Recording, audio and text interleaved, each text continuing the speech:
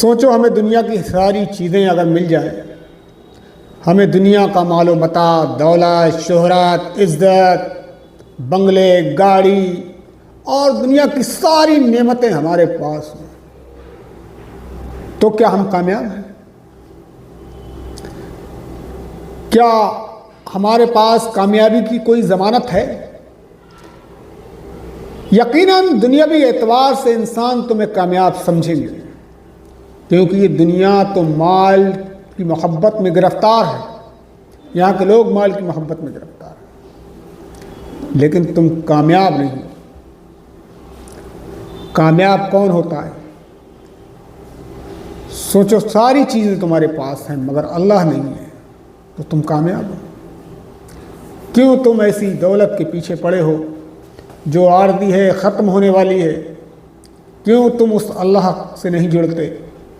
کیوں تم اللہ سے دوستی نہیں کرتے؟ کیوں تم اللہ کی محبت میں گرفتار نہیں ہوتے، جس میں کامیابی ہے، فلاح ہے، کامرانی ہے، ترقی ہے، تمہارے لیے نجات ہے، مگر تم ہو کسی دنیا کے پیچھے پڑے ہوئے ہو۔ سوچو تمہیں ساری چیزیں اس دنیا کی مل جائیں مگر اللہ نہ ملے تو تم کو کیا ہوگا؟ تم کو کچھ نہیں ملا اگر اللہ نہیں ملا۔ اللہ کے نبی صلی اللہ علیہ وسلم نے فرمایا کہ ساری چیزیں ملنے کے باوجود بھی اگر اللہ تمہارے پاس نہیں ہے تو تم کچھ نہیں ہو۔ صحابہ اکرام رضوان اللہ اجمعین کا جو کرائٹیریا تھا، ان کے کیریئر بنانے کا جو کرائٹیریا تھا وہ اللہ تھا۔ وہ کہتے تھے کہ پوری دنیا ناراض ہو جائے مگر اللہ ناراض نہ ہو۔ وہ کہتے تھے سب کچھ چھن جائے مگر اللہ نہ چھنے۔ وہ اللہ سے محبت کرتے تھے، اللہ کے لیے وقت لگاتے تھے، اللہ کے لیے صلاحیتیں خرچ کرتے تھے۔ یہ صحابہ اکرام کا معیار تھا، ان کا جو کرائٹیریا تھا کامیابی کا، وہ کتاب و سنت تھا، وہ نبی اکرم صلی اللہ علیہ وسلم کی اتباع تھی۔ مگر ہم نے آج اسی دنیا کو سب کچھ سمجھ رکھا ہے۔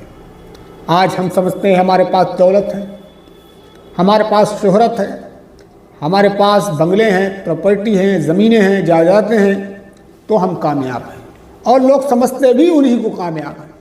اصل میں لوگ حقیقت سے ناواقف ہیں۔ لوگوں کو یہ پتہ نہیں ہے کہ یہ کامیابی نہیں ہے، یہ تو صرف ایک دھوکہ ہے، جسے قرآن مجید نے دھوکہ کہا ہے۔ وَمَا الْحَيَاةُ الدُّنْيَا إِلَّا مَتَاعُ الْغُرُورِ۔ یہ دنیا اور دنیا میں جو کچھ ہے سب دھوکہ ہے، فریب ہے، ظاہری ٹپ ٹاپ ہے۔ بل تؤثرون الحیات الدنیا، مگر تم ہو کسی دنیا کے کتے بنے ہوئے ہو، اسی دنیا کے پیچھے پڑے ہوئے ہو۔ تم نے اس دنیا کے مال کو اپنا سب کچھ سمجھ رکھا ہے، اللہ کو چھوڑ دیا ہے، اللہ کو بھول گئے ہو، اللہ کو یاد نہیں کرتے، اللہ کی محبت میں کام نہیں کرتے۔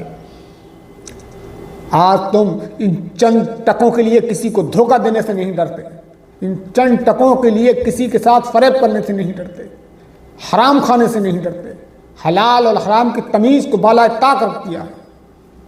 سوچو یہ ساری چیزیں اگر تمہیں مل بھی گئیں اور اللہ نہ ملا تو کیا ملا؟ وَالْعَصْرِ إِنَّ الْإِنسَانَ لَفِي خُسْرٍ۔